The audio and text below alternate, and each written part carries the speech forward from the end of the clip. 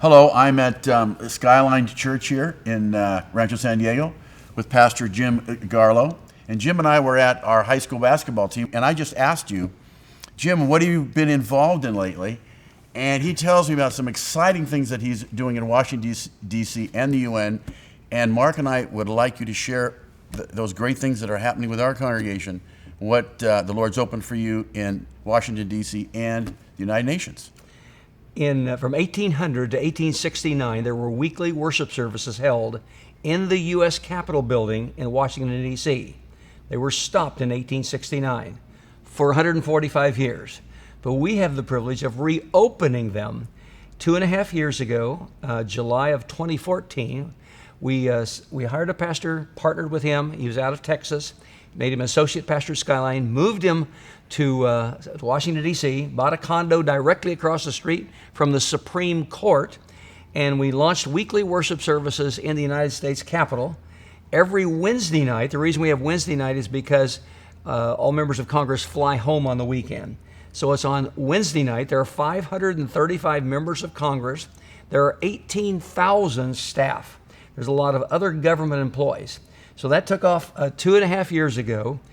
What's even more important than that is after each service on Wednesday night, we then go up to the rotunda, the very center where the dome is, and we stand in that sacred center.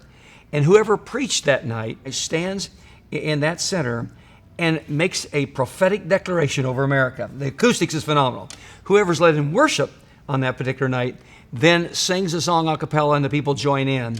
And it's an exhilarating moment in the rotunda where we declare God's glory in the rotunda. Now, that's a highly secured place, but we're well known to the police.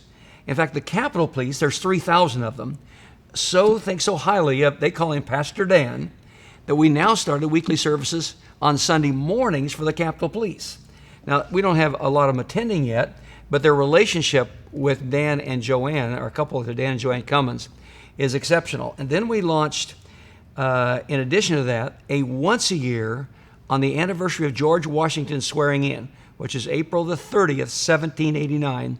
On that date, or the Wednesday closest to that date, we have what's called Washington, a Man of Prayer. It's called that because Washington left behind lots of handwritten prayers. People don't realize that. And so Washington, a Man of Prayer is held in the prestigious Statuary Hall next to the Rotunda.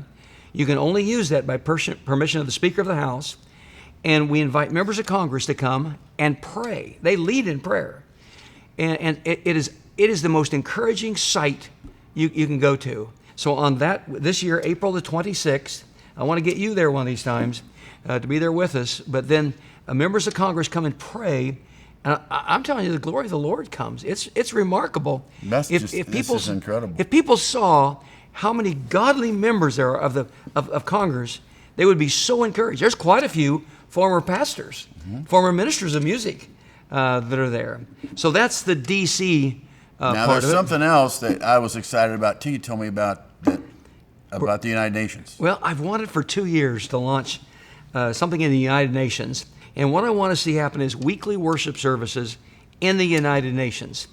And it's a tougher nut to crack, as if the last one wasn't. Yeah. And to be able to stay in there, we have to have some kind of ambassadorial status, a sponsorship. And then our goal is to launch October the 25th in the United Nations with weekly worship services. Then we've started another thing twice a year. It's called Congressional Clergy Summit. We bring in several hundred pastors and quite a few members of Congress, and they intersect and share thoughts. And then we just started, just this last Christmas, Merry Christmas in the name of Jesus in the Capitol. I don't know about you, but this excites me, and Mark and I. And I asked Pastor Garlow, how are you funding it? And I could see on his face, he just went, well, our church is. But wouldn't you like to be part of this? I know Mark and I would, and you're going to have an opportunity. Mark and I will tell you about that in just a minute. Thank you, Jim. And we are so proud of you. We are proud of you. You're one of us here in San Diego. We're proud of you, brother. I wanted to say to the Foothills, you didn't know I was going to say this, but I'm going to monopolize this next moment here, that David and Mark Hoffman are two of the most, I'm not sure what word I'm looking for. I'm going to say embracing, unifying, self-sacrificial. That's the word I'm looking for, self-sacrificial. I have never, and I've been pastoring for a lot of decades now. I'm not a young guy anymore. Me neither. And I have never met a pastor. I'm serious when I say this. It's not hyperbole. I've never met a pastor or pastors, in the case of the brothers, who have attempted to want other pastors to succeed and will invest in other pastors in their ministries better or more than these. And I could tell, I won't tell, it's going to remain private, but a very tender phone conversation between us that when I got off the phone, never before has any pastor ever said those words to me in terms of, and never has any pastor, I think I'll ever hear that again unless it be from them. So anytime I hear the name of Foothills Church, I think, thank God for Foothills and David Mark Well, Hoffman. thank God for you, because God, I mean, if I went to DC, this wouldn't be happening. So we want to bless this brother, okay?